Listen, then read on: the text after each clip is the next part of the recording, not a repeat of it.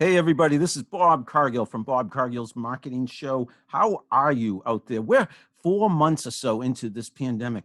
Difficult days, tough times, and just want you to know at the top of the show, I'm thinking of you, wishing you well. I am coming to you from my home office in Sudbury, Massachusetts, Friday, July 24, 2020. This year is flying by. I wish it would fly by a little quicker and we can put this pandemic behind us so we can get back to business and life as usual. But right now it's life as unusual, and we are all making the most of it. So again, thinking of you, wishing you well, and thanking you for listening to me on Bob Cargill's Marketing Show and or watching me and my guests via Zoom, via YouTube, however you are tuning in, watching, listening. Thank you for being part of my audience. And my guest, let me introduce her to you. Our guest, my guest, your guest today, Sally Hild from the Wayside Inn Foundation in Sudbury, Massachusetts, my hometown where I live. I grew up in Franklin, Massachusetts, full disclosure, but I've been living in Sudbury for many years now with my wife and kids, and we love the Wayside Inn, great restaurant.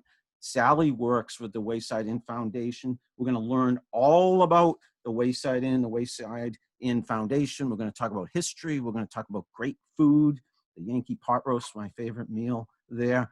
But absolutely, this is a marketing show. We're going to talk about marketing and social media and how Sally and her team are using marketing and social media, and especially during this pandemic, to get the word out about the Wayside Inn. Sally, let me say welcome and thank you. And right at the top of the show, open-ended question, you're on. Tell my audience, our audience today, all about yourself and your background.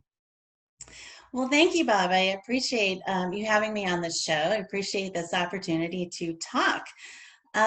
Yes, so I serve as a nonprofit director for the Wayside Inn Foundation. We're located in Sudbury, Massachusetts, and this is a relatively new position for the Wayside Inn. Many people don't realize that it is a nonprofit, and so my job is to raise awareness about our mission, which is really history education. And so I work on programming, events, and audience development as well. So when I, and I'm sure anyone who knows of the Wayside Inn and who doesn't, if you're from around here, my guess is people come from not just all around the country, but all over the world to the Wayside Inn. I would imagine first thing they think of is food, and maybe next the grist mill. How do you cut through that and get your message, if you need to cut through that, the food and the grist mill, to get your message across about the history and the nonprofit status of the Wayside Inn?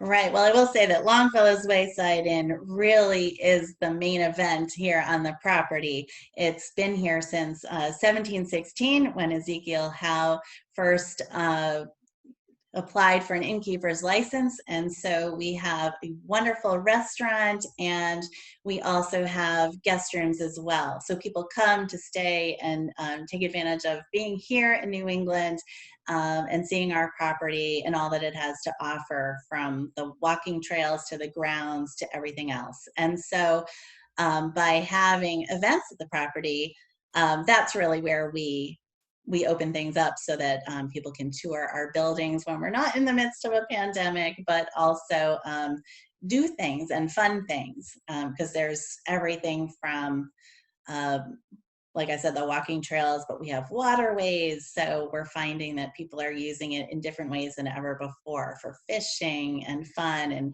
and just to get a break now from being indoors.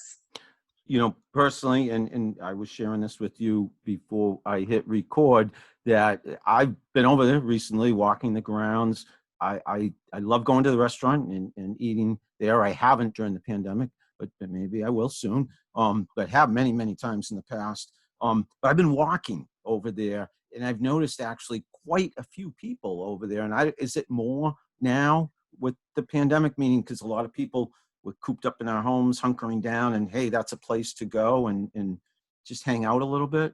Yes, when the state came through and did issue stay at home and close down restaurant operations to start, we made a conscious choice. It was so quiet on the grounds coming to work. We made a conscious choice to get the word out and say, we're here, and if you need a break from being at home, you can very easily walk our 100 acres of land and with your families and just get a break. So we kept the grounds open. It is free and accessible to the public. We don't have an admissions gate or anything like that. And so it's been really delightful to see families out walking, people with strollers. Of course, we have people walking dogs, which you can do. Please use a leash. But, it's just been nice to see activity at different times of the day because people aren't necessarily on their 9 to 5 schedules and schools are closed. So kids need things to do. And so if they can take advantage of looking around our property and noticing nature or the architecture, that's perfect. Gives them something to do. It is perfect. It's always been perfect, but especially during these times when people need an outlet. If I could show you, and I won't turn the camera this way, but over here to my right in this front room of my house, we have taken a family picture and framed it every year. We first used to do it at Honey Pot, the apple orchards in Beautiful. Stowe. But guess where we transitioned to? I bet you can guess. Every building at the Wayside Inn. In front of the grist mill, with the wheel. I don't know how to describe it, but it's historic. And geez, I think the last 10 years or so, we've done our yearly annual family picture there. How many people do that? Come there, but the family pictures, wedding pictures, high school, college pictures. Do you keep count? Oh, we can't possibly keep count because people come at all hours of the day to do that, to take advantage of the lighting and the colors and the seasons. My favorite is the fall, but winter is beautiful too. That red wheel that cuts right through the white. It's gorgeous. So we're happy that people can do that. That's usually competition to get in front of that wheel and get your picture taken. You sometimes have to wait in line. Yes, we just talked to photographers. We have a new membership program for photographers, so we talked to them about that. So what do you mean by that? A new membership program for photographers? How does that work? Yeah, so we just started this actually in the last week. It was something that we were developing while we weren't working on live programming, as a way to generate some revenue for the inn. If you purchase a membership, we have all levels for businesses and for individuals, but now photographers too, so that they can get a special pass and they know that, they've signed up for a time to come and take their pictures on the property because it's crawling with people, which we love. So you raise something I haven't thought of, raise a question in my mind. So we go there and we don't pay a fee to take pictures there. Our professional I don't think we need to, correct? It's free, right, to use the property? Professional photographers, we do ask for a $25 donation because it takes time to set up. Yes. It's a little bit more organized, but for amateur or family photography, we don't, Thank you. I was feeling guilty for a minute there. But, oh dear, no, that wasn't the goal. But professionals, and do they know that? Meaning, so again, it's a marketing show. I want to think from that angle, do professional photographers know that? Do they sign up and join and pay? And is there a way what's that? We just launched it this week and we are about to roll out our marketing. So good timing. Love that. So when I promote this podcast, maybe that's something I can mention, or you can. Wayside.org. Is there any information, any more details about that you want to share right now? Yes. So if you go to our website, wayside.org, there is a support page and our membership program is laid out on there. And it talks about the different benefits and how you use a membership and the choices that you have if you are interested in becoming a member. And the fees for membership go to the Wayside Inn Foundation to help support the work. And who photographers would perhaps join? What other categories are there in terms of joining the the Wayside, is it called the Wayside Inn Foundation? Yes. So if you are a student, there's a student rate, and that will help give you access to research and things like that. You can also be an individual, family, all the way up. And then for the higher end donors, we might have some special events throughout the year that you can take advantage of. And we have some wonderful Wayside Inn merchandise and things that you can also have too. I've been in that the store there. You have great trinkets and souvenirs. I mean, that place is, I don't know what it's like now during the pandemic. People probably, they're not, are they even going inside right now? Can they? Well, we do have, the gift shop is open right now during our lunch and dinner hours. So you're certainly welcome to go in. We are operating a takeout service, which is something we never thought we would do over at the Wayside Inn, being a very traditional fine dining restaurant, but that kept us busy March through now. But we also have a patio where we have dine-in service, and we've also have a few dining rooms open as well. So you're welcome to come Wow. into the inn, and restaurants are being very careful to follow Yes. protocols. And I will say our staff is highly trained in all the things that need to be done to make people comfortable and safe.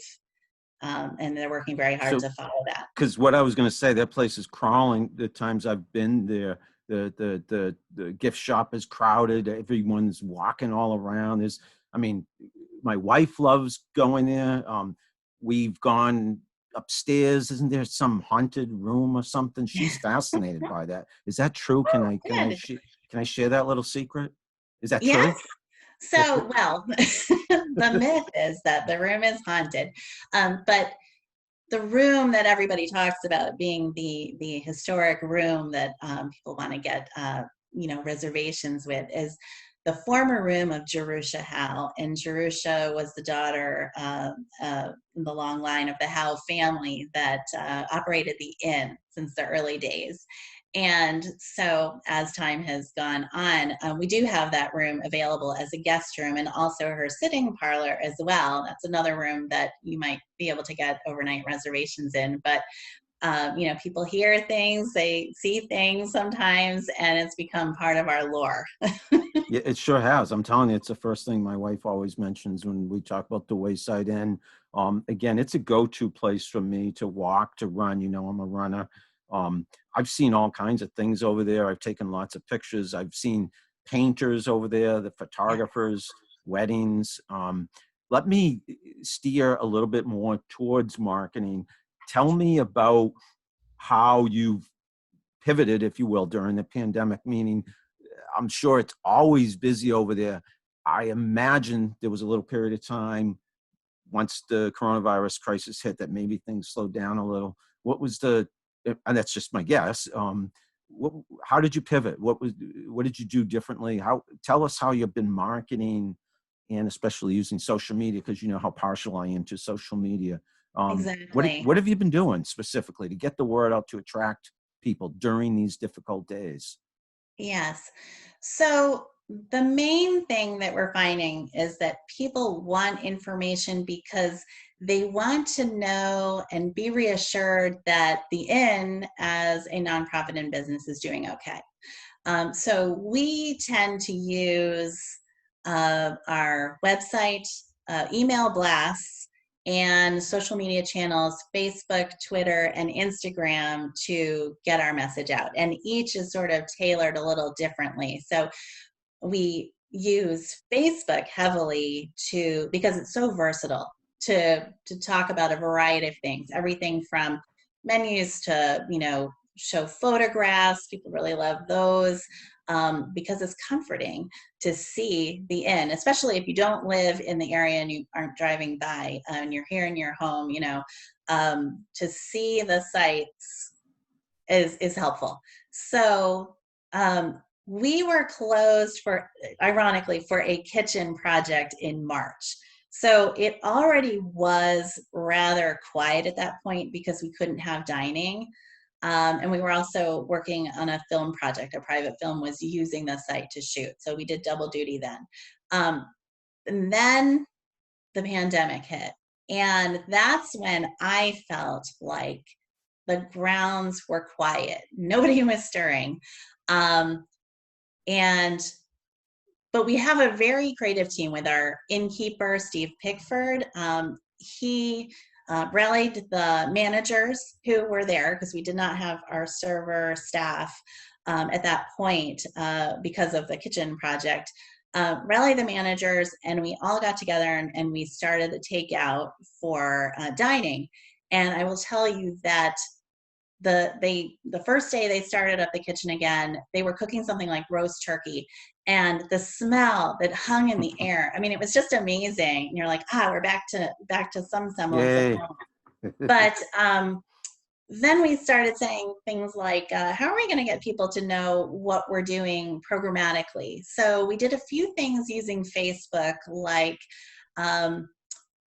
Wayside Inn A to Z. So we took pictures around the property related to whatever the letter of the alphabet was. And I thought this was going to be a perfect thing for kids. But then I didn't really think about the fact that kids aren't necessarily on Facebook, but their parents are on Facebook. My son calls it Mom Book. But anyway, so people were checking in, checking out the photographs, and then talking to us about them, which was amazing. So these images were providing an opportunity to have conversations, to let people know what we're doing, to let people know about our artifacts and about our operations, you name it. So that was the first project we got off the ground, and it was a very simple thing, but it took 26 days. And so that was, you're saying pictures A to Z of the property? Yeah, so for Jerusha's room, it might have been Jerusha's room, or it's room number 9. So I think that was So N. this is a great, fantastic case study. It may, at first glance, I know to you, maybe not. It was probably, like you say, it took so many 26 days and might have been very complicated, but a simple, if you think about it, idea that any business could leverage, whether it's a pandemic or not, but the idea of using visual content, A to Z, about your property or your brand or your business or the people who work there. Visual content, pictures, it could be video. I'm making this up. I didn't see all of this, but people want to see the businesses, the brands, in your case, a great restaurant, a great historic property, because then they feel close to it. And then the more on a regular basis they feel close to it, they want to be there. They want to all of a sudden do business, go and dine there, go and walk on the property there, buy your products and services. So that's social media. That's, in your case, you said Facebook, Twitter, Instagram, A to Z, visual content of your brand, of your business, and that attracts people. And that's a great idea, Sally. That's a case study that you should be proud of. Did it bring people? Did you say it engaged people on social media, correct? Yeah, so as we were running it, we thought, oh, well, why don't we make it a contest? And the letters did not go in order A to Z. They were sort of all over the place as I found images, or, if I was in a certain room and I thought, oh, well, this might look nice. So at the end, we said the first 4 people who collect all of these, so they had to go back through our Facebook page, which meant they had to read all of our content again to find the letters. The first 4 people who submitted the list in order got a little gift. So that was fun too. And 4 people immediately, right when I posted the contest, had, replied. So that was kind of fun to see that. So, fantastic idea. I applaud you. I did see a visual where a bunch of you had different signs. I can't remember what the word said, but it was your team, including yourself, right? Can you tell us about that and what the idea was there, the strategy, and how that did for you? Was it just one image I saw? It was sort of a collage, and I will say it wasn't my unique idea. I did see somebody else doing this, but it was a way for the staff to get together, because staff usually works behind the scenes. But it was a way for people to see, some of the staff that they interact with when they come to dine and say, oh, there's, Tara, and Tara's doing well. So we had a message, and it was simple, something about, see you soon or something, but it had 9, I forget what the target Yes. thing is, but it was just Signs a with the way words to, on them. yeah, and it was sort of team building too, so that the staff could get together, each have their picture taken, and then it came together in a collage in order. So, we had members of the maintenance team, the members of the chef team, and members of the service staff, there together. So, and You the know, innkeeper. I'm telling you, that's another few pages in a textbook. And reason I say that, it reinforces to me, I always say to clients and anybody I'm talking to about social media, it's the social and social media, and it's the corporate culture social media can surprisingly create or reinforce, meaning you and your team were involved in that quote team building, exercise, but it's a win-win because brought you guys together. It was fun, I hope. Yeah. And in that sense, it also showed those on the other end, your audience, that you are close knit, that you are together. The words on the pictures reinforce the messages, so people don't just see people of people; they see people with written messages, and they were welcoming messages. So it's a win-win. They see you all being close together. You feel good being close together, and it builds community, and community leads to business. So I applaud you 110%, Sally. Well, that's basically the message that the inn always, with our hospitality background, we always want to embrace the community and make sure everyone's having a good time or is comfortable and safe. So that has been the biggest challenge, not having the people on the premises during this time. So the So, more we, yeah. sorry, did I go ahead? Were No, you that's fine. Yeah. So something else I noticed, and this wasn't even me being curious from I mean a business sense, although there's always a little bit of me that thinks business and marketing and notices great ideas. But I'm a music lover, and I go online, especially during this pandemic, a lot to listen to music. And you all had maybe still have something on, it was Saturday nights, Bluegrass Live. I loved that. I'm a music fan. I'm not necessarily a bluegrass fan, but it was so unique, bringing people right into the inn and being entertained. And you also, from a marketing standpoint, business standpoint, people should know about this. You had a tip jar, a way that people could tip the musician. Can you explain that to everybody, how that worked? Yes.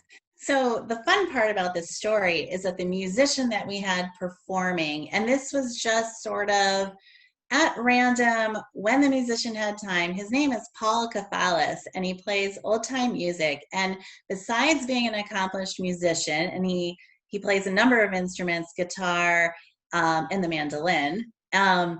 He's also our part-time night watchman, and so this is a way for staff to give of their gifts back. I do have a program committee and full of trustees, and the other trustee, Katina Fontes, and I did approach Paul, and we asked him, would you be interested in doing a Facebook Live concert by yourself, which is not easy as a musician to play by yourself, without an audience, in the old bar whenever you have time. And so he did it almost every other weekend on a Saturday evening later, toward the end of the day when things were winding down at the inn. And yeah, so we just announced it and people could sign on. It was Facebook Live. And for other nonprofits, this is a very cost effective. In fact, I think it's free. It's very easy for people to sign up for Facebook Live, and there's action. And the beauty of it too was that, maybe some weekends other things were actually starting to happen around town. So we didn't have as big of an audience as the other, but they were recorded so that these Yes. can be watched at any time. So if Yes. somebody wants to watch an earlier concert of Paul's, then there you go. But it was just a nice thing because he's so great with playing. Anyway, we just want people to know that our staff has a lot of hidden talents that other people wouldn't know about. So there are dozens, I'm sure, maybe hundreds of ideas you've put into play regarding marketing and social media to attract and engage your customers. These are just things I've noticed. And again, as sure, I'm a fan of the Wayside Inn. It's local, great place. Yankee pot roast is my favorite meal. It really is. I've been there with my parents. One of the most memorable meals.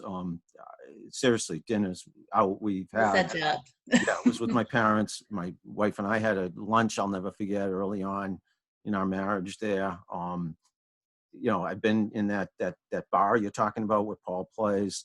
yeah. But again, I'm trying to make these stories resonate, and I'm sure they just naturally do with a larger audience, people who might not even have ever been there. Can't believe no one has ever been there, but it's possible. The Facebook Live is a brilliant idea because, like you said, it's free to do. It Yeah. pops up in people's feeds. So if they like your business, they're fans, they're going to see it, be notified. They can watch, tune in, they can engage with you. It's entertaining. It's free on both ends. You had the brilliant idea of the virtual tip jar, so people can tip Paul, the musician, who's fantastic. I liked he was being just like the fans who are watching, meaning he's just playing along, talking. He was having a beer, I think, Yeah. like I was on the as I was watching. So it's very comfortable. And again, from a business standpoint, you get comfortable with the brand, the restaurant, the people behind the scenes. You're gonna eventually, it's like you're gonna make a beeline to that place.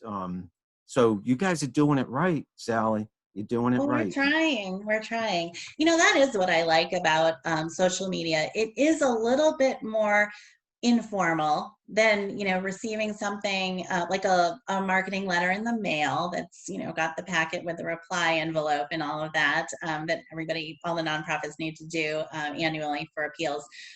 This is instantaneous. If you see something happening, you can post about it. People watch, if they look, that's fine. But it's just a way to be active. And so I don't think our use of social media has changed so much during the pandemic, but we're doing a lot more. And I would say, the good part of my day is spent reading other people's posts, posting on social media.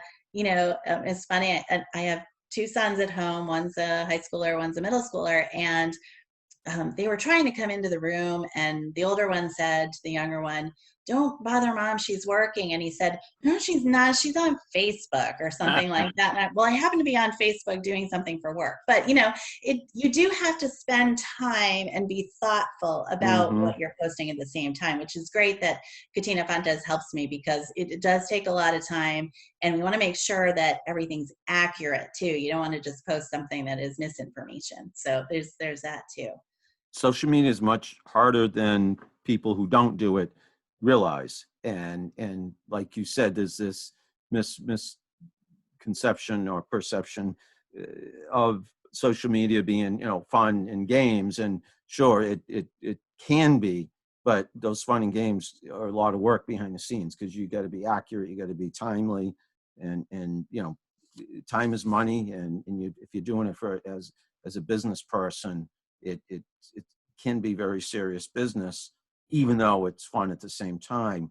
How do you balance? So you're the Wayside Inn Foundation, but here, I'm thinking the restaurant, we're talking about the bar. How do you balance the messages you're putting out? How do you separate the inn, the food, versus the fact that you're nonprofit? What is your messaging there, your value proposition, et cetera? Yeah, it's kind of what we've been working out over the year. And I think we've had a rebranding. Another trustee, we have a lot of talented trustees. Another trustee has redesigned our website in order to make it more user-friendly, and updated the branding as well. So this whole year has been sort of about recreation with the messaging. And, we're still working out how do we do that, because we want Longfellow's Wayside Inn to be successful, because revenue produced by the restaurant actually helps us maintain the entire property and operations. But we do want people to know that there is a lot more beyond the restaurant that we can offer. We've got history, history, education, and humanities is what we're supposed to be working on. And so we spent a lot of time trying to redevelop additional things throughout the year. We're very good at having a good time at the Wayside Inn with festivals, and we have a lot of community groups who use the site. But we also want to make sure that we're offering something for everyone of all ages so that there's continuity. There's a lot of moving parts. Yeah. So you have events. I know I've been, I can think of one, like a fife and drum type of exhibition there was a few years ago. Maybe that's every year on the property. There's an annual event, and it's actually sponsored by the Sudbury Companies of Militia and Minute and the Ancient Honorables Fifers. So those are two other groups using our site, but of course we endorse it and we embrace it. And the groups use the property quite a lot for everything, from club meetings to practicing the fife music. They're actually here on Wednesday evenings, and you can hear them practicing, and they're in their full garb and everything. And they've been doing it. They spread out 6 feet.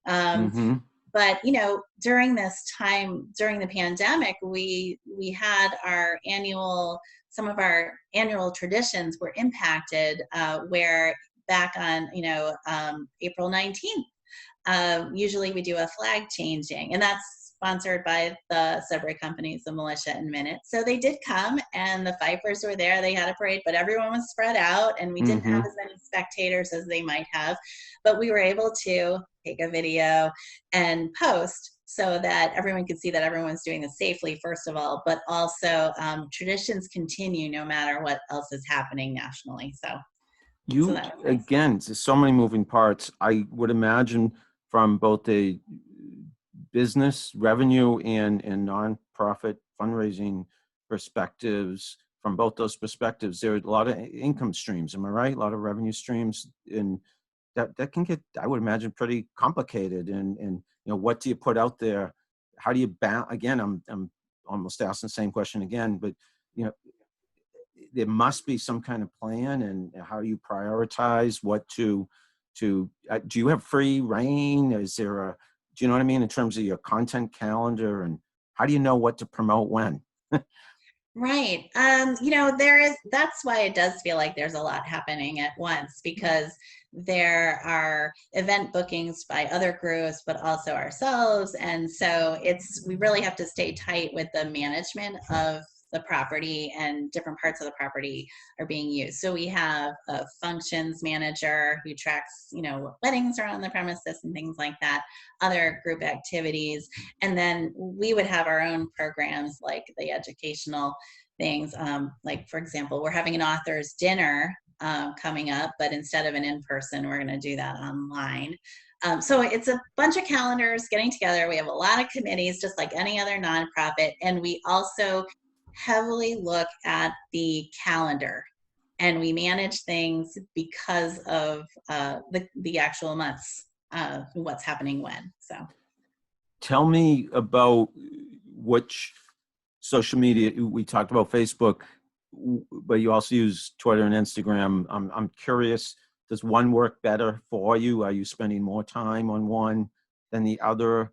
What is the difference between those channels for you? Yeah, I would say that Facebook is sort of the anything goes site, because you can put a lot of words on it. You're not restricted in that way. So videos, and if there's a big lesson, we can put that up. Not that people want to read all that content all the time. Twitter is more, we use that more for the educational content, but quick bites of things, because there is a limit on Twitter with what you can put in a post. And 280 characters. Yes, exactly. So that's you have to get creative with that. But we find that the user groups differ from these three. And then Instagram is mostly photography, and we find that a lot of people are tagging us on Instagram, and we're seeing what they're seeing, and we can look at our property through their eyes. So that's really good too. And it seems like there may be, and I don't know if you discovered this, but different people use different sites differently. Like I said, my kids joke that Facebook, the kids don't use Facebook as much as they might use Twitter. And in fact, I think the high school, says get a Twitter account because that's how we communicate nowadays. So that's interesting too, to see who's on. And then Instagram is very popular with different generations as well. No, absolutely. There are different demographics, different age groups, and psychographics, meaning what people are interested in, what they desire, what their hobbies are, etc. And that all relates to is factored into what channels they use. And yeah, I imagine Facebook a little bit of an older audience, but 70% or so of the American population is on Facebook. So that's where you're going to find the most people. Instagram, I think I'm preaching to the choir. You've learned this yourself, but yeah, that's the younger people, and that's a lot of pictures. And like you say, they tag you. I find Twitter, it's an open network. It's a great way to directly communicate with someone you might not otherwise have a chance to communicate with, and retweet their content, like their content, get into conversations. And you never know, also from a business to business standpoint, you could connect with other organizations or other influencers. There's a painter I'm thinking of, you may know him. I'm not going to say his name, but I know he's a fantastic painter. And hey, if he's over there painting, the grist mill, for instance, partner with him, and he promotes you, you promote him. There's so many opportunities. Yeah, that's exactly right. I'm glad you said that because, like I said, I do a lot of reading of other people's posts and things, and there's always an opportunity to get into a conversation that might lead to partnerships too. And that's how you also grow whatever it is you're working on, is by being open and having a dialogue, which you can do on social media. Sometimes social media is criticized for not telling the full story because you're not face to face with the person, or misinterpretation just by a slight word. But by keeping the conversation going too, you get to the crux of the matter. Sally, I tell clients, and again, anybody who will listen, all the time, that there's misinformation out there about social media. So many people who don't use it only go by the headlines, and the headlines are going to be extreme and they may be negative. But social media, from my experience, actually, you can get to know people so well. You can dig through the clutter and find the truth. You can find information and tidbits and people and potential business partners very quickly if you know how to wend your way around the social media circles. And I couldn't recommend it more to my clients. And from what I see, you guys are using it really, really well. And, I'm on my phone a lot checking the social media accounts, but especially during the pandemic, it's not a great habit, but right before bed, I'll check and read what's going on. But that's when I've had the best conversations with people who have been to the Wayside Inn, but they happen to live in a different state. And inevitably leads to, their experiences, their family celebrations. Were they married at the Wayside Inn, and what's happening during the pandemic now? So it is a way to always get back to, how are you doing? And I love that. I mean, I like to talk anyway, but You're a fantastic talker. This is a fantastic conversation, and I thank you. And you're a fantastic listener too. When I'm doing the talking, you've been putting up with me. But you have so much to say and share, and I appreciate all this time. And I have many more questions. We'll spend probably another 10 or 15 minutes if you have the time and don't mind. Yeah. Let's keep going. No, I appreciate it. Yeah. So, because you're making me think, there's emotion in marketing, and there's storytelling in marketing. And you think of what people do at the Wayside Inn. They're usually celebrating occasions, and I cannot imagine anyone doing anything at the Wayside Inn and not coming away with a fantastic feeling and a fantastic memory. And each of those people takes a story back home with them, and maybe multiple stories if they've been multiple times. And if you can extract that from those people and share their stories on social media, it makes an emotional connection that with them forever. These are loyal fans. And then it also amplifies out to people who have never been there, and they say, oh my, I've heard of the Wayside Inn. I've seen pictures of the grist mill. It's history. It's great food. It's great people, as Sally is an example. I want to go there. So that's how you leverage social media. And again, the myth about it is that it's the extremes, the negativity. Unfortunately, I think the headlines is all people see. They don't realize how many connections you can make on social media. I put up a video, it was either just today or yesterday, I can't remember, on Instagram. And I said, my whole life since I was a kid, I have craved connections. And I'm digressing here. Thank you for your patience in listening to me. When I was a kid, one of my friends had a CB radio. I'm really dating myself because I don't even know if people know what a CB radio had is. one, yeah. Do you? You had one? Did you? Yeah. Oh, see, I would have been jealous. I always wanted one. One of my friends had one.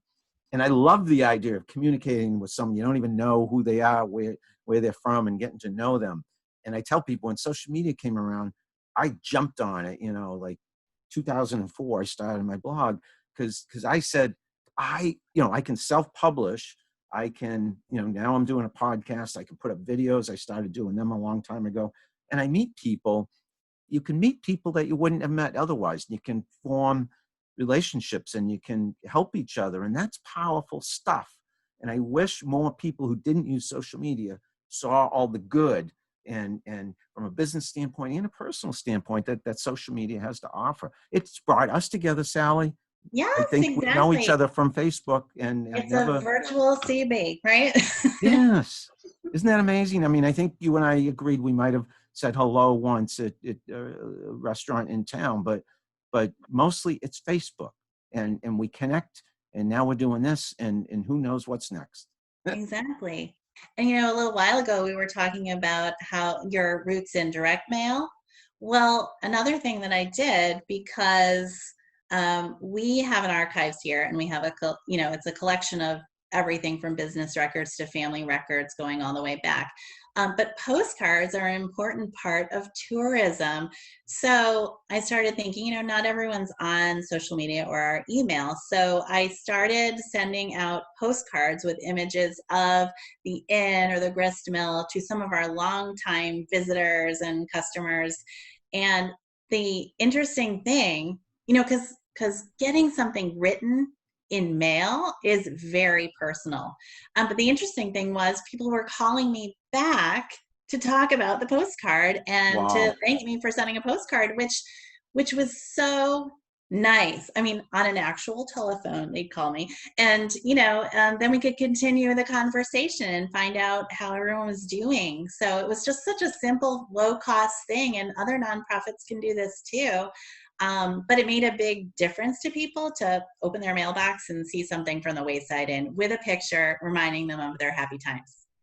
No, you point out, yes, we talked offline before I hit record about direct mail, and I've done a ton of it over the years. That was my first 20 years of my career, is mostly mail, writing letters and the handwritten note. What you're saying, especially more than ever today, stands out, the personal touch. And like you say, can you imagine they called me on the phone, anything, the fact that I love social media and preach about it and proselytize and evangelize, whatever the right word is, regarding social media, does not mean I don't believe strongly in person, number one.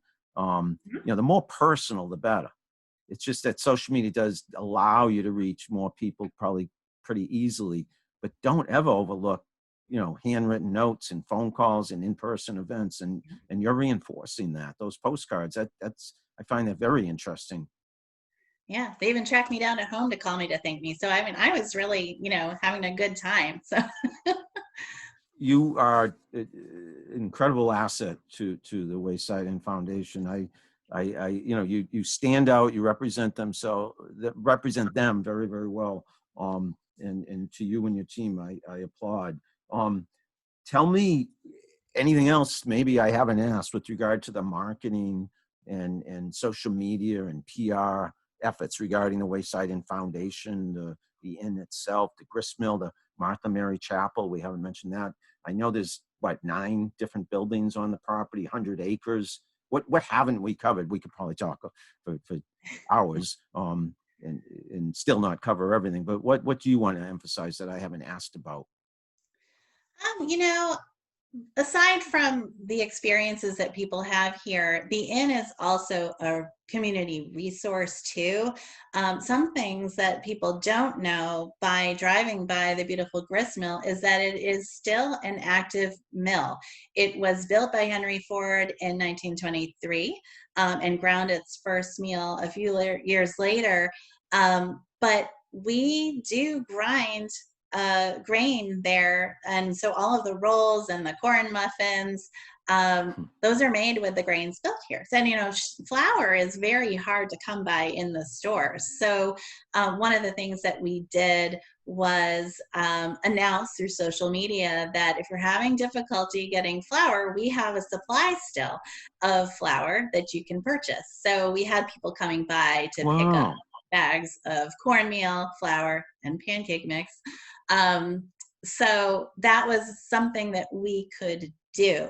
The other thing, while we had downtime and the kitchens were available, so we started a meals donation program during this time, so that we asked for donations. So we had to do a campaign to actively solicit donations from the community, and people gave so that we could in turn buy food and create meals. And so we partnered up with Open Table up in Maynard. And then we also made meals to give to healthcare workers as well. So we made a couple deliveries to area nursing care centers and Emerson Hospital, the Sudbury Police. So it just felt like we were doing something useful when we had quieter kitchens. So, you know, it was, what do you do during this time when it's not business as usual, but you have this amazing resource? So meals donation program, the opening of the grounds and welcoming people on, those were things that we could do to help, because we appreciate our community so much. They do a lot to support us. Let's support them back. That's amazing, Sally. And you're thinking outside the box and business as unusual, and you're coming up with ideas that are win-win for your surrounding communities and in the people in those communities, as well as the inn and its property and its people. I haven't asked you, as we get close to winding down, about your professional background. You're fairly new to the Wayside Inn Foundation. How did you get into marketing, social media? I know it's also fundraising and the historic aspect of the grounds. Can you summarize your career, if you don't mind, for us? Sure. Always love to talk yeah, how about you land. myself. Talk about yourself. My training is in historic preservation and museum management. So it is kind of funny that I ended up doing the social media work here. But so the reason I was attracted to the inn, actually, I grew up in Connecticut, and our family had some family up in this area. So we would drive up, to go to dinner. We'd dress up, So I've always, in the back of my mind, wanted to work for the Wayside Inn. Wow. So nice when this opportunity came up, I was already working in town for the Sudbury Historical Society. So again, really the work that I was doing there is transferable to the Wayside Inn's needs, trying to develop the programming schedule, develop the audience, and keep things going that way. So, but one of the benefits is that I get to communicate with the public through the social media avenues. And there's something to be said too, that I work and live in the same town. And so I spend a lot of time trying to find out what is going on in my own community. And one of the goals is to sort of branch out from Sudbury, because we have so many people involved with Wayside Inn who live in different states and, in different areas of Massachusetts as well. But there is something very helpful about knowing Sudbury and knowing what other community groups are doing to see where we can partner up and sort of share the workload. Fantastic story. I mean, you really sounds like at your dream place to work, and it's a mutually beneficial working relationship that they're lucky to have you. I would Oh, imagine that you're a fantastic asset for the organization, and you sounds like you always wanted to work there, and there you are. What about your own personal use of social media and, like LinkedIn or Twitter, or how much do you use it yourself to build your personal brand? Meaning, so I help clients, they could be individuals, not just, in fact, I've worked with a lot of individuals and small businesses, create a personal brand so that they're recognized, they're known. Do you do that at all yourself? you know, I don't think I really do. My stuff is kind of all over the place, and I always am surprised who reads my posts and what issues become sort of hot topics. And I had a friend tell me the other day, no, people are reading your stuff, so you have to, be careful about what you post, but Yeah, with that yeah. authority comes responsibility. Yeah, I know. So I was like, oh, I just thought, well, I didn't know I was going to get political, whatever.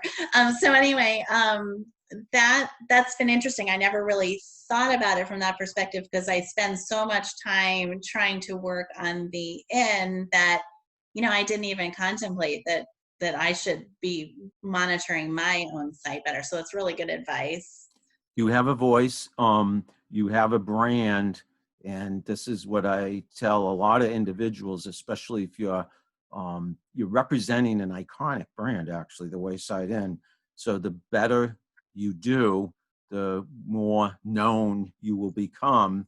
Therefore, your voice reverberates and is amplified farther than you realize, and that's a powerful thing. And I always tell people social media can change the world and for good. We see the headlines, the current political situation, the pandemic, the political situation in our country. I'm talking about, it's a lot of unrest, a lot of turbulence, a lot of negativity. And I tell people, if you can learn social media yourself and offset the negativity with positivity, Yes. the world would be a better place. So it sounds like you are in a position to do that, Sally.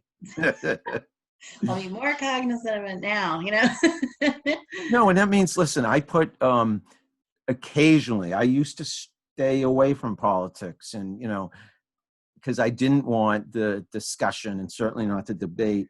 But I have said to myself, and I am at the point where I'm saying it to others, like I say, with the authority should come some responsibility. And that means looking out for the greater good. And there should be nothing wrong with speaking your mind if it's well intentioned and meant to help. And, Exactly. in this country right now, we need, I mean, it almost, I get emotional thinking about it. We need positive leadership. Doesn't matter what party we're talking about. I'm just talking about bringing people together in a positive way, one way or another. That's what this country needs more than anything ever. Exactly. Yeah, you're so right. So let's partner up, Sally, and make that happen. You and I can Oh, do that, good. and we can be the spark. I hope this conversation is the spark for some of our friends and local following to join us in that crusade to make things more positive and help one another. That's my feeling. I try to spread that message wherever I go. Yes, definitely. Yeah. Sally, you have been ridiculously awesome as a guest, and I really appreciate your time. I reached out to you on fairly short notice, asked you to be my guest, and hey, I'm a fan of the Wayside Inn, and you really stood out on Facebook to me. So to take that as a testimonial, of someone who would be a fantastic guest and would have a lot to talk about, and you sure do. In winding down, I want to give you the opportunity to tell people how they can contact the Wayside Inn, how they can contact you, any special events you want to plug. I have a second screen over here, and there's a special event on August 29 that you may see me at, the beer garden event. Woohoo, That yes. looks fun. It's an annual event. Tell people about that and anything else you want. This is your chance to plug anything in about the Wayside Inn or yourself, please. Yeah, so with programming, obviously we have to do things a little bit differently from our usual setup. With gathering being such as it is, that particular event, the beer garden, we will have a limited number of tickets sold, so you better get them now. They're taking reservations. But that's just an opportunity to get people together, and it's a lot of fun, and you can learn about beer, and you can take advantage of being out. You know, it's going to be an earlier in the day event to avoid bugs and things like that, but it's an opportunity to come to the Wayside Inn. The other thing that we typically, we would like to have lectures and things like that for our educational programming on August 11th. We are actually switching up the traditional authors talk and discussion. We have a gentleman named Nick Basbanes who has written a new biography of Henry Wadsworth Longfellow. And because gathering is not possible at that point, we are doing a virtual talk. So he will be on Zoom, but we've also we've paired it with a dinner that you can actually, it's Longfellow inspired. So you can actually pick up the dinner and bring it home and eat at home while you're watching brilliant. the Zoom talk. What a great idea. That's a way to get around that, because normally we'd have a dinner. But our big thing that we have coming up, because, you know, it was a difficult spring fundraising wise, we are going to be having a virtual auction starting next Friday, the 31st in the morning. The auction site will go live, and that is to raise money for our gristmill. We have a number of projects, everything from shoring up the footbridges to some water wheel preservation. And we also want to create a multimedia interpretive kiosk so that we can teach people more about the mill when it is not open. And that's a bigger project. But I will say the community has been extremely supportive, creative, and generous with what they've offered. They took into consideration the social distancing issues. So we have a lot of classes that will be offered, you know, everything from bread making to cake decorating. And we have, you know, socially distanced wine tasting. You know, so people have just really thought outside the box about what they can give in lieu of sports tickets and things like that that you might typically find in an auction. So how can people bid on any items? How do they find more information about, you mentioned, you know, the beer garden, the author's dinner, and last, but certainly not least, because it's actually the first event on the list calendar-wise, the summer auction on Friday, July 31st. How can people find out more about those events? So all of these events will be on our social media channels. So you can find us on Facebook or Twitter or Instagram. But we also have a website that is very user-friendly. It's wayside.org. And so under the events, we have the auction listed, Longfellow, and the beer garden, and anything else that we're going to be producing for the fall as well. So stay tuned and see what might fit your schedules and might be of interest. And you can always reach out to me at twif@wayside.com. .org. Yes, say that again. It's the Wayside Inn Foundation, so twif@wayside.org. twif@wayside.org Yes, is Sally's email address at the Wayside Inn Foundation. The three big events she just talked about, I'm looking at on my monitor over here. Friday, July 31st, summer auction. Tuesday, August 11th, Cross of Snow author's dinner. And Saturday, August 29th, where you might see me, Sally, is the beer garden. That sounds so fun. Great.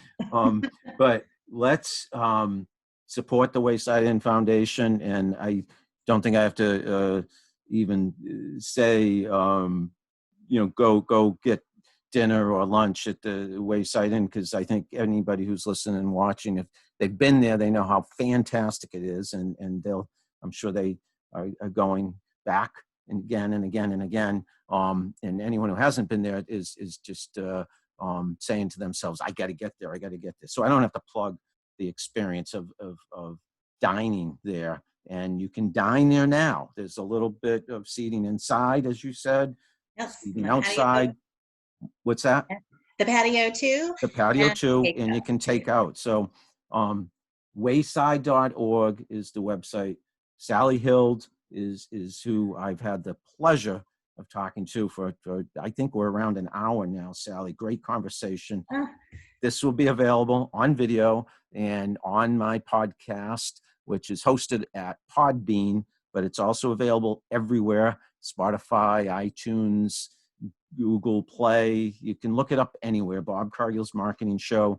Today, my guest has been Sally Hild of the Wayside Inn Foundation. Thank you so much, Sally. I appreciate it. well, thank you for the opportunity. It's been great to talk with you and to learn from your ideas. So I appreciate it very much. I hope this is just the first of many conversations we'll have in the future. Thanks so much for your time, Sally. Thanks for my viewers and listeners. I hope you've enjoyed, I'm sure you've enjoyed today's Bob Cargill's Marketing Show with our guest, Sally Hild. And I will talk to you, see you all again sometime very soon. Thanks, everybody. Thank you.